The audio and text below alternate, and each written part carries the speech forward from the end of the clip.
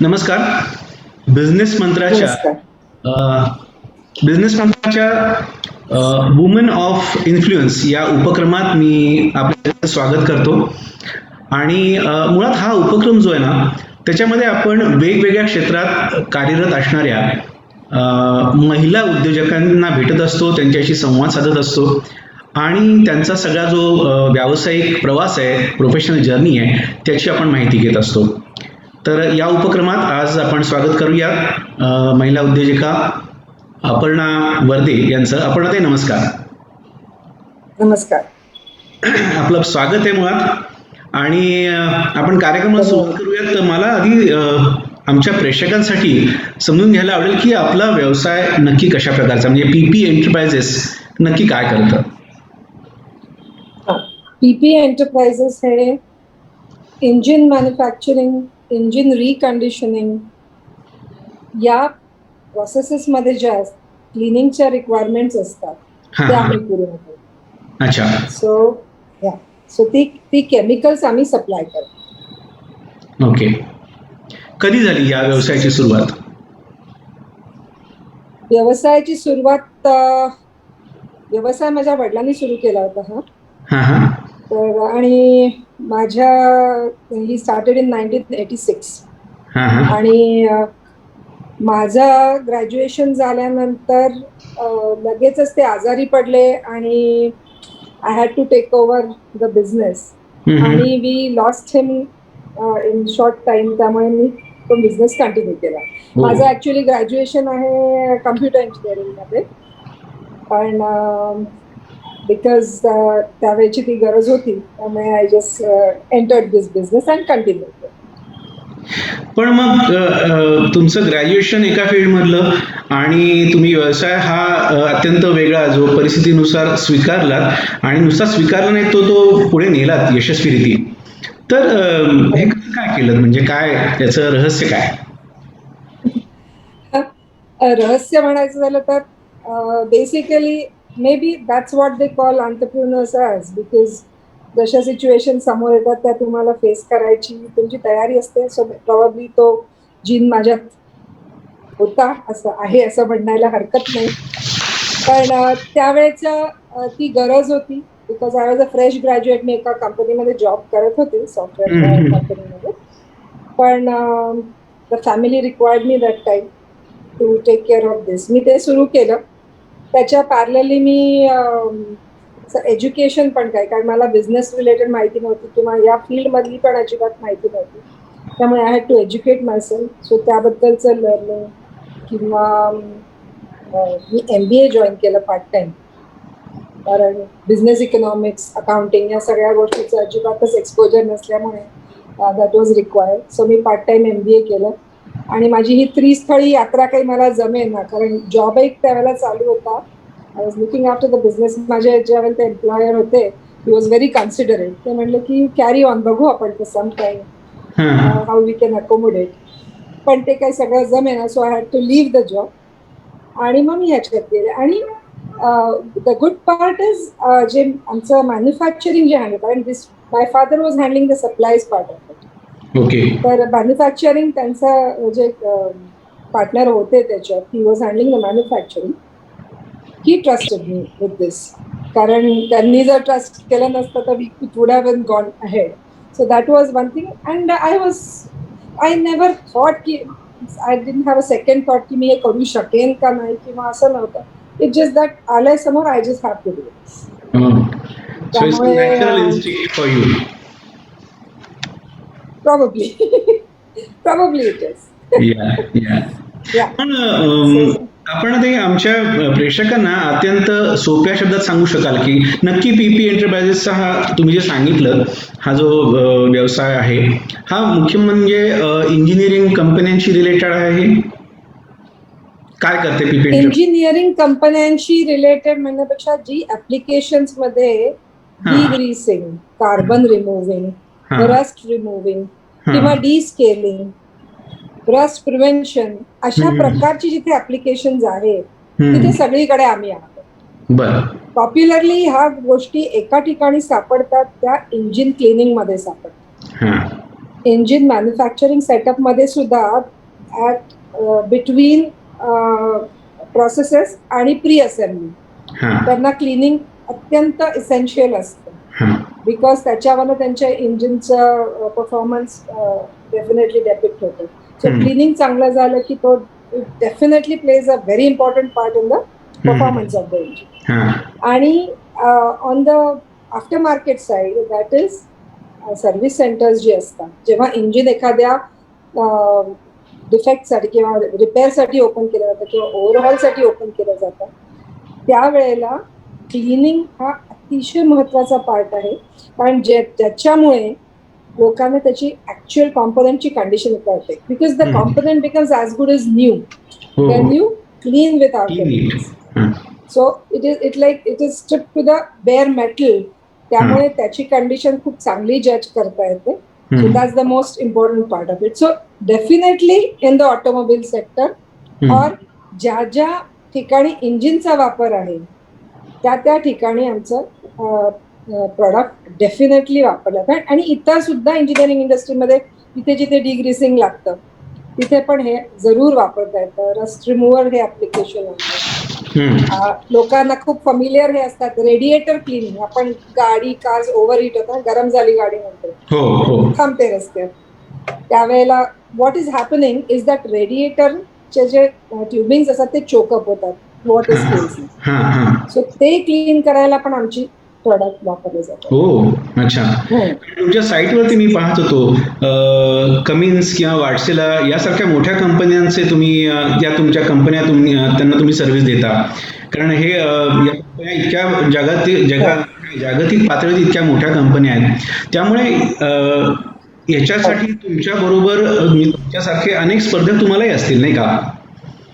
तर हो, तुम्ही तुमचे स्पर्धक ह्याच्यामध्ये तुमचं वेगळं पण काय आहे? वेगळेपण काय आहे हे बेसिक प्रॉडक्ट क्वालिटी हां म्हणजे काय. हां कुठलाही प्रॉडक्ट वापरताना किंवा कुठल्याही ऍप्लिकेशनमध्ये रिवर्क आणि हां वेस्टेज या हिडन कॉस्ट असतात. हां या हिडन कॉस्ट जेव्हा टोटली एलिमिनेट केल्या जातात हम्म, त्यावेळेला तुमच्या प्रॉडक्टचा कस लागतो खऱ्या अर्थाने, हां की तुमच्या प्रॉडक्टचा रिपिटेटिव्ह डेफिनेट क्वांटिटी, आम्ही जी क्वांटिटी सांगतो ती तेवढीच लागेल. जेवढा रिझल्ट डिलिव्हर करणार तो तेवढाच रिझल्ट डिलिव्हर करेल. हो हा कॉन्फिडन्स आम्ही कस्टमरला देतो. आणि I would like to mention it here की कमिन्स बरोबर माझ्या वडिलांनी या बिझनेसची सुरुवात केली होती. फर्स्ट कस्टमर वॉज कमिन्स, त्यांच्यासाठी ही हम्म, प्रॉडक्ट्स डेव्हलप केली होती. आणि today also Cummins is with us. Fantastic. So it's been so many, more than 30 years and they are with us. हो So we can proudly say so की आमच्या प्रॉडक्टची quality Cummins सारख्या प्लॅटफॉर्मवर त्यांच्या कंपनीमध्ये अजूनही कन्सिस्टंटली वापरतायत. So you don't need any more testimonials for this. Fantastic. पण मग नॉर्मली बिझनेस म्हटला की रिस्क आली आणि risk taking ability is the quality of any entrepreneur. So tell us what kind of risk typically you have faced during your journey? Actually असं खूप common saying आहे की बिझनेस आणि risk go hand in hand. पण मला हा risk शब्द आवडत नाही. I don't like this word risk. Because प्रत्येकच बिझनेसमध्ये काही चॅलेंजेस उभे राहतात. There are unexpected things that happen. किंवा काही वेळेला आपल्याला बोल्ड डिसिजन घ्यायला लागतो and then we call it risk. पण I think it is your past experience किंवा तुम्ही ज्या अप्रोचनी तिथे ते घेता चॅलेंज त्या ह्याच्यावर तुम्ही ते ओव्हरकम करायचं. Because you circumvent that problem. That is what is essential. So it's not really a risk. It is a challenge that you have to overcome. This is how I look at it. Okay. कारण sorry पण मग असा एखादा प्रसंग काही तुम्हाला आठवतोय का की या सगळ्या ह्याच्यात की इट वॉज टफ आणि यू सेड की अरे बापरे काय होणार आता आणि एक प्रचंड टेन्शन आणि then probably with your own drive initiative you have come out very safely from that particular incidents. असं काही आठवतंय? हो, मोस्ट सर्टनली. त्याच्यात म्हणजे माझा एक मोठा इन्सिडेंट जो झाला या प्रवासामध्ये, की जे इनिशियली यांच्याबरोबर मी मॅन्युफॅक्चरिंगमध्ये अंडरस्टँडिंग होतं आमचं, ही ऑल्सो एक्सपायर्ड. हो. His daughter was working with him.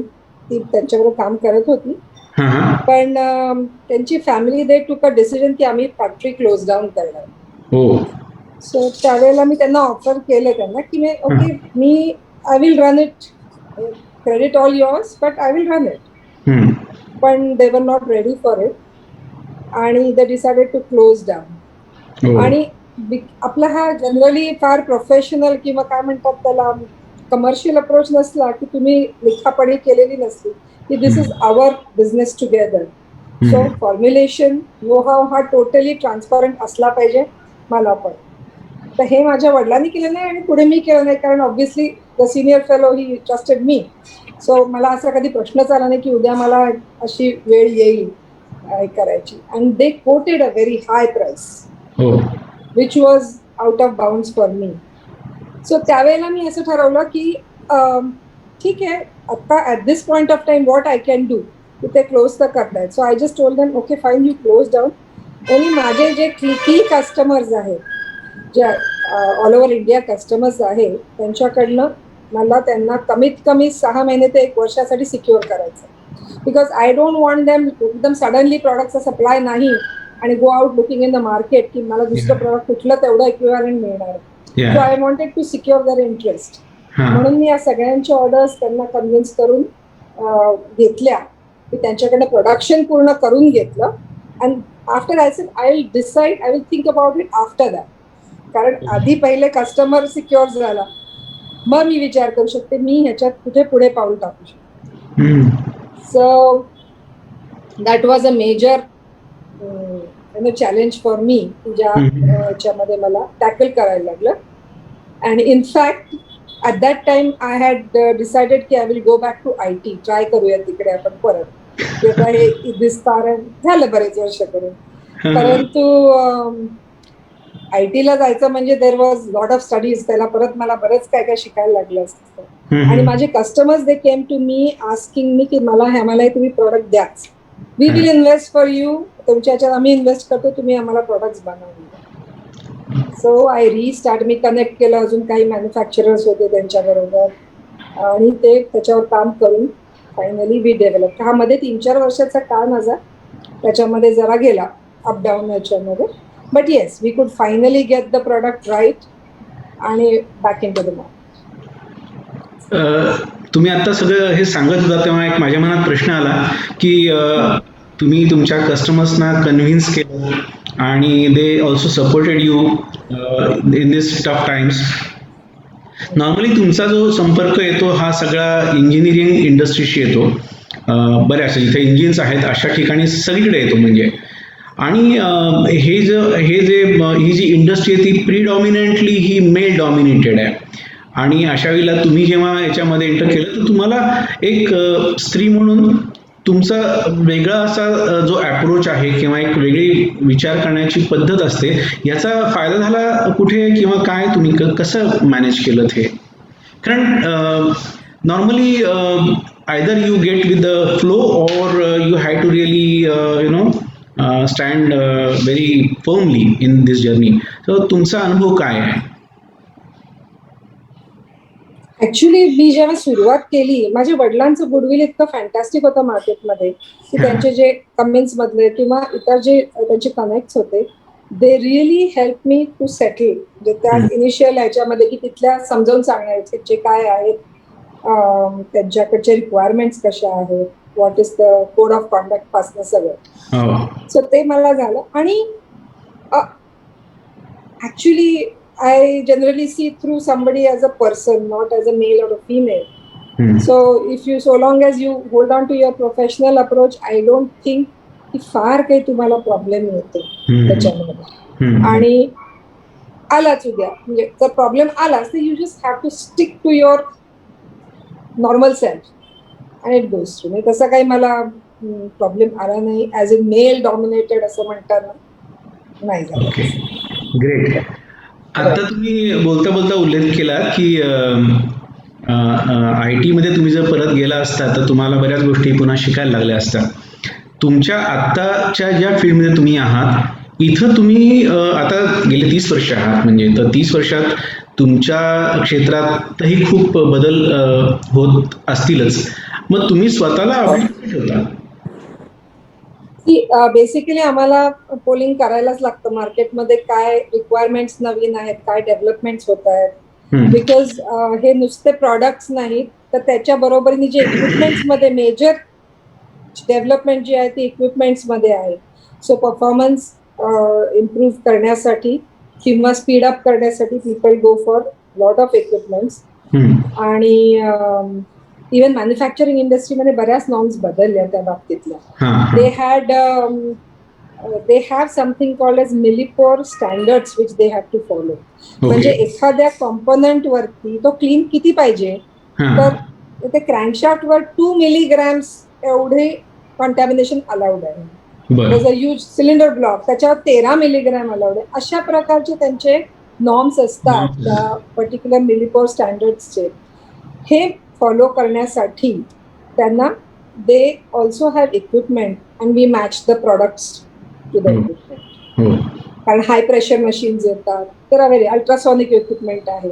So our products are compatible in those with those machines and for those application. So आम्हाला हा अपडेट ठेवायला लागतो. त्या मार्केटमध्ये आम्हाला पोलिंग करायला लागतं. कस्टमर्स कडनं फीडबॅक येतो की आमच्याकडे हा डेव्हलपमेंट्स आहे. So we have to keep that connect in the market. आणि ऑफकोर्स आपल्याकडे आता इंटरनेट असल्यामुळे भरपूरच त्याचा फायदा. हा म्हणजे पूर्वीपेक्षा आता खूप सोपं झालंय पण तितकंच अवघड आहे कारण रोज काही ना काहीतरी बदलत आहे आणि त्यामुळे तुम्हाला कंटिन्युअसली ह्याच्यात आमचा एक बेसिक ऍडव्हान्टेज काय आहे की when we get a product out त्यावेळेला ते इतकं फुलप्रूफ असतं की सो त्याच्यामध्ये generally customer when he uses it त्याला परफॉर्मन्सचा इश्यू येत नाही. So is happy. सो बरेचसे आमचे वर्ड ऑफ माउथ सुद्धा पब्लिसिटी होते. मगाशी मॅडम आपण बोललो होतो की एखादा चॅलेंजिंग तुमच्या या सगळ्या जर्नी मधला एखादा प्रसंग तुम्ही सांगा. तुम्ही जो सांगितला जी 4-5 वर्ष तुमची जी अवघड गेली आणि त्यातनं तुम्ही अत्यंत तावून सुलाखून असं आपण म्हणूयात बाहेर पडलात. तसा एखादा छान आनंदाचा प्रसंग कुठला या तुमच्या व्यवसायातला? आनंदाचा प्रसंग माझ्यासाठी रोजच असतो. Every order received, every repeat order received is happiness. अतिशय आनंदाचीच गोष्ट असते. आणि कारण आपण त्या एखाद्या कस्टमरला आपल्या प्रॉडक्टच्या वापराने कम्फर्टेबल केलं, make the customer very happy, ह्याच्यासारखं सॅटिस्फॅक्शन आणि आनंदाची दुसरी गोष्ट.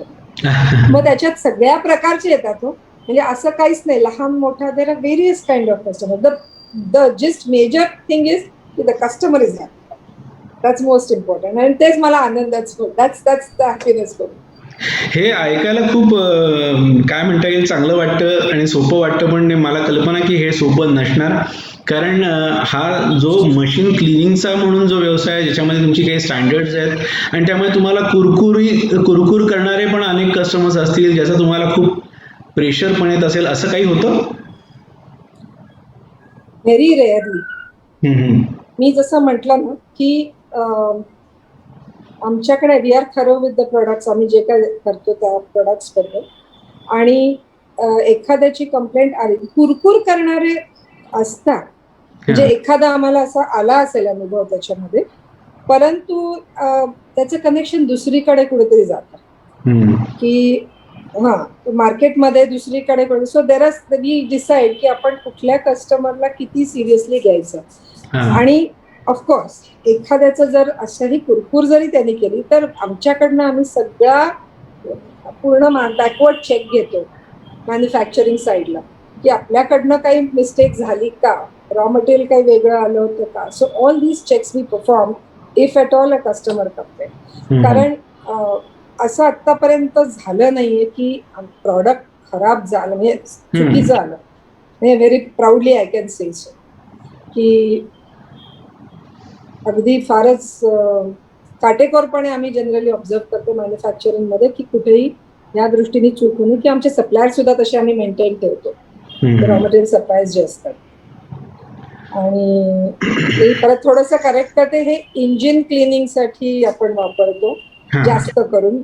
मशीन्स हा मशीन्स ओपन करणं ओव्हरऑल करणं हा फार कमी वेळा केला जातो प्रयोग. Engine is a regular business, so that is where we concentrate upon. मग या जेव्हा तुम्ही मागे वळून बघता, जेव्हा तुम्ही सुरुवात केली आणि आता एका तुम्ही ठिकाणी आलेला आहात, तिथनं मागे वळून पाहताना तुम्हाला तुमच्या कुठल्या अचीवमेंट्स सांगाव्याशा वाटतात तुमच्या प्रेक्षकांना? अचीवमेंट्स सांगायच्या ह्याच्यात म्हणजे मी असं खूप स्वतःला जज केलं नाही किंवा आय नेव्हर से की okay this is what I achieve, this is what I achieve. Doing business and achieving your goals, set goals, की मला एवढं टर्नओव्हर करायचं आहे, हे करायचं, मला एक्सपोर्ट करायचं आहे. आम्ही मार्जिनली एक्सपोर्ट करतो सौदी अरेबियामध्ये. सो त्या दृष्टीने आमचं generally sorry I missed your question. You said achievements काय? Achievements as in there are small achievements which are there. या टेक्निकल फील्डमध्ये कधी बिझनेसमध्ये येतात, कधी कमर्शियल चॅलेंजेस असतात ते येतात. सो मी असं म्हणू शकते मला डिफेन्सची 3 टनाची ऑर्डर मिळाली, मला ह्याची 5 टनाची ऑर्डर मिळाली. Grabbing this order, convincing these people is an achievement by itself असं मला वाटतं. कारण जिथे क्रिटिकल अनालिसिस असतं तुमच्या प्रोडक्टचं, पारखून घेतात, तिथे तुम्ही ज्या वेळेला ते कन्व्हिन्स करू शकता लोकांना आणि ते दाखवून देऊ शकता, that is an achievement. Okay, great. आणि बिफोर वी कन्क्लूड, बिझनेस मंत्र तुमचा काय आहे? म्हणजे थोडक्यात 1-2 वाक्यात काय, what's your mantra for success, what is your mantra for business rather? Mantra for business. Mantra for business is face the challenges as they come.